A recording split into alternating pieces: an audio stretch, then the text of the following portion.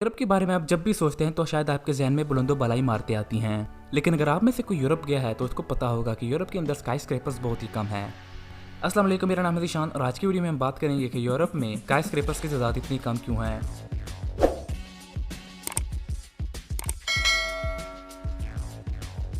Europe के अंदर sky scrapers बहुत ही कम हैं अगर हम इसको कंपेयर करें नॉर्थ अमेरिका या ईस्ट एशिया के साथ। ऐसा नहीं कि यूरोप के अंदर मौजूद ममालिक गरीब हैं या तरक्की याफ्ता नहीं। यूरोप इस वक्त दुनिया का सबसे तरक्की याफ्ता और मुनज़्ज़म बरआज़म है। यहाँ पर मौजूद तकरीबन तमाम ममालिक ही बहुत ही अमीर हैं। अब तक यूरोप में 218 स्काई स्क्रैपर्स तामीर हुए हैं।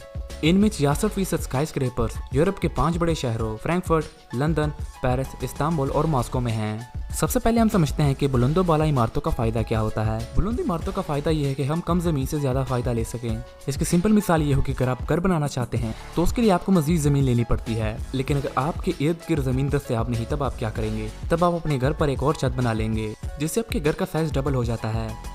जब 19वीं सदी में सबसे पहले अमेरिका में बुलंदो बाला इमारतें बनना शुरू हुई तो ज्यादातर यूरोप पहले से ही काफी मजबूत था। यहाँ पहले से ही तारीखी इमारतें और पब्लिक प्लेसेस मौजूद थे, इसलिए यहाँ पर नए इमारतों के लिए जगह न होने के बराबर थी। इस वक्त के दौरान यूरोप अच्छी तरह से जोन था।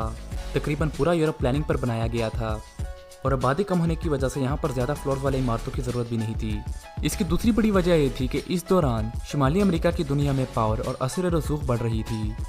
इससे नॉर्थ अमेरिका और यूरोप के दरमियान एक सकाफती राइवलरी पैदा हो गई। अमरीकियों को यूरोप का अंदाज पुराना और आउटडेटेड लगता था, जबकि यूरोपियों को लगा कि वो उनकी रवायात और ज़िंदगी के तरीके को ख़त्म कर रहे हैं। इस तरह दोनों ही अपने कॉन्सेप्ट अख्तियार करने में होशियार हो गए। जहाँ पर अमेरिका जदीद दौर के लिए एक आइडियल बन रहा था, वहीं पर यूरोप ने अपनी मीरास की हिफाजत को तरजीह दी।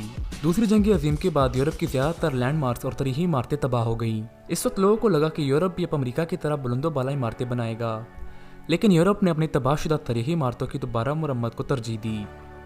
इसके अलावा जैसे मैंने पहले आपको समझाया कि स्काई स्क्रैपर्स की ज़रूरत तब पड़ती है जब लोगों को कम ज़मीनी एरिया में ज़्यादा जगह चाहिए होती है। जब शहर बहुत ही ज़्यादा कंजक्टेड हो जाते हैं तो लोगों को एडजस्ट करने के लिए बुलंदो बाला इमारतें बनाई जाती हैं। लेकिन चूंकि यूरोप की उस वक्त की आबादी बहुत ही कम थी, इसलिए उनको स्काई स्क्रैपर बनाने की ज़रूरत ही नहीं पेश आई। 21वीं सदी के आगाज़ में यूरोप का रवैया थोड़ा बदल रहा है।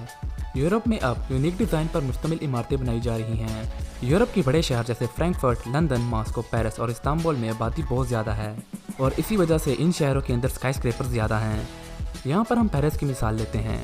ला डिफेंस पेरिस का नया एरिया है जो कि कई स्काई स्क्रैपर्स पर मुश्तमिल है। इस नए एरिया को शहर के पुराने और तारीखी इलाकों से दूर बनाया गया है। यूरोप के वो शहर जिनकी आबादी कम है, उनकी तवज्जो इस काम में है कि वो अपने माहौल और लोगों के लिविंग स्टैंडर्ड को बेहतर करें। चूँकि यूरोप की आबादी बढ़ रही है और दूसरे बड़े आज़मों से भी लोग यहाँ शिफ्ट हो रहे हैं, इसलिए यूरोप में भी बुलंदो बाला इमारतों की ज़रूरत में तेज़ी से इजाफा हो रहा है। आने वाले वक्तों में बढ़ती हुई आबादी के पेश नज़र यूरोप में भी बुलंदो बाला इमारतों की तादाद में तेज़ी से इजाफा होगा। और बस ये आज का हमारा वीडियो, उम्मीद है आपको पसंद आया होगा। अगर आपके जहन में इस वीडियो के मुतालिक कोई भी सवाल है तो वो नीचे कमेंट बॉक्स में लिख दें। जाते जाते अगर आपको ये वीडियो पसंद आया है तो इस वीडियो को लाइक कर दें और मज़ीद ऐसी वीडियो के लिए हमारे चैनल को सब्सक्राइब कर दें और बेल का आइकन को